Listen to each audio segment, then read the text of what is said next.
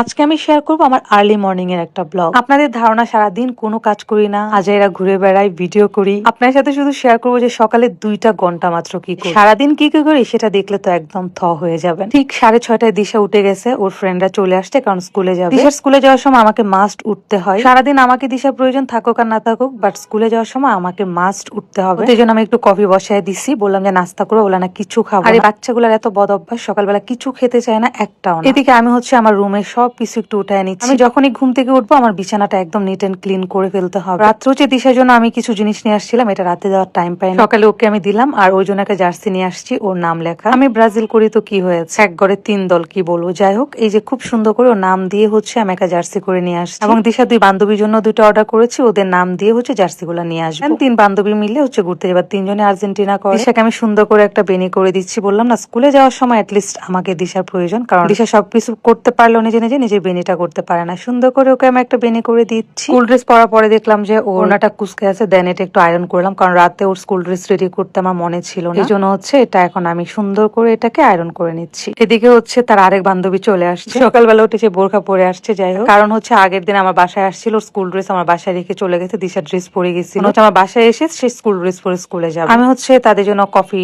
Ready করতেছি, আর এখানে 4 glass coffee. আমি সকালবেলা একদমই কফি খাই না, কজ আমি ডায়েটে আছি। দিশা যেরকম বাচ্চা, ওর 2টা ফ্রেন্ডও সেম একই রকম বাচ্চা। আমি দিশা এবং তার বান্ধবীর মধ্যে কখনো তফাৎ করি না। আমার মনে হয় যে 3টে আমার মেয়ে, আমি 3টাকে অনেক বেশি ভালোবাসি, অনেক আদর করি। এই যে দেখেন, একটা আমার কোলে উঠে বসে আছে। দিশাকে আমি এখনো কোলে নিয়ে ঘুরি, এটা হচ্ছে কোনো ভিডিও করতে দিশা দেয় না, ও লজ্জা পায়। যে দেখেন, এটা আমার কোলে উঠে, জাস্ট মজা করে ওকে কোলে নিয়ে আমি দাঁড়িয়েছিলাম, দিশা মানে পিছন দিয়ে গিয়ে ভিডিও করছে। যাই হোক, মাঝে মধ্যে হচ্ছে পাপড়ি কোলে উঠে বসে থাকে, কেয়া কোলে ওঠে না, পাপড়ি প্রায় কাজটা করে। পাপড়ি হচ্ছে একটু বেশি বাচ্চা। যাই হোক, দিশা স্কুলে যাওয়ার সময় হচ্ছে পুরো বাসাটাকে মাথায় তুলে ফেলবে। এদিকে হচ্ছে আমার ছোট ভাই এসে বসে আছে, কারণ তাদেরকে স্কুলে দিয়ে আসার জন্য হয় বাপ্পি দিয়ে আসে, না হলে আমার ছোট ভাই দিয়ে আসে। আমি খুব কম দিশার স্কুলে যাই। যে 4 গ্লাস কফি বানালাম, একটা হচ্ছে তার ছোট মামার জন্য।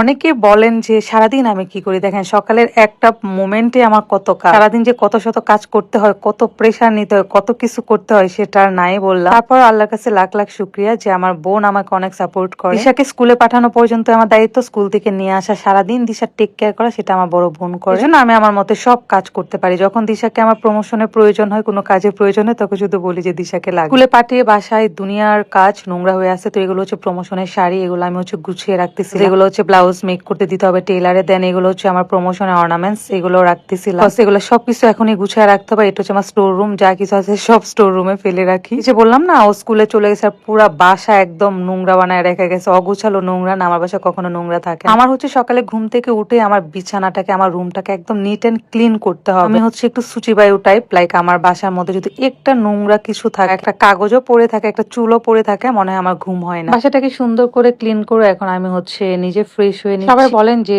26 বছর বয়সে এসে আমি এত কিভাবে আমি সবকিছু মেনটেন করি। আমি এখনো নিজের কেয়ার করি, নিজের রূপচর্চা করি। স্কিন কেয়ারটা এরকম যে আমাকে অনেক বেশি সুন্দরই হতে হবে, ব্যাপারটা এরকম না, যে স্কিনটা যেন ভালো থাকে। এই নিম প্যাকটা হচ্ছে আমি অনার্স ফার্স্ট ইয়ার থেকে দিই, আমার খুবই ভালো লাগে। নিম প্যাকটা দিলে মনে হয় যে আমার স্কিনটা অনেক ফ্রেশ থাকে। যাই হোক, আমি পুরাপুরি হচ্ছে একদম ফ্রেশ হয়ে ময়শ্চারাইজার এন্ড সানস্ক্রিন দিয়ে নিয়েছি। তারপর হচ্ছে রুমের সবগুলা গ্লাস ক্লিন করলাম, কারণ অ্যাসিড ছাড়া থাকলে হচ্ছে পুরো রুমের গ্লাস কুয়াশাচ্ছন্ন হয়ে থাকে। এখন হচ্ছে আমি আমার নাস্তাটা করে নিচ্ছি, আর এতগুলা পেঁয়াজ দেন হচ্ছে কাঁচামরিচ, লেবু, লবণ দিয়ে পেঁয়াজটাকে মিক্স করে নিচ্ছি। হচ্ছে সরিষা তেলের মধ্যে সুন্দর করে 2টা ডিম দিলাম, সাথে হচ্ছে পেঁয়াজ কুচিগুলা দিলাম। এটা হচ্ছে আমার নাস্তা। এই নাস্তাটা খেয়ে একদম হচ্ছে আমি দুপুর পর্যন্ত থাকবো, লাইক বিকেল পর্যন্ত থাকবো। আর সাথে হচ্ছে একটা কফি নিলাম, হচ্ছে আমার ডায়েট কফি। সো এটা খেয়ে আমি আমার ওয়েটটাকে লস করছি। আমি জানাবো কি কফি খাচ্ছি, আগে পরিপূর্ণভাবে আমার ওয়েটটা লস করে নিই। এই যে কফিটা খেলাম, নাস্তা খেলাম, এখন হচ্ছে আমি 1 থেকে 1.5 ঘন্টা একটু রেস্ট নিব। রেস্ট নিয়ে হচ্ছে আমি আমার বাকি কাজগুলো শুরু করব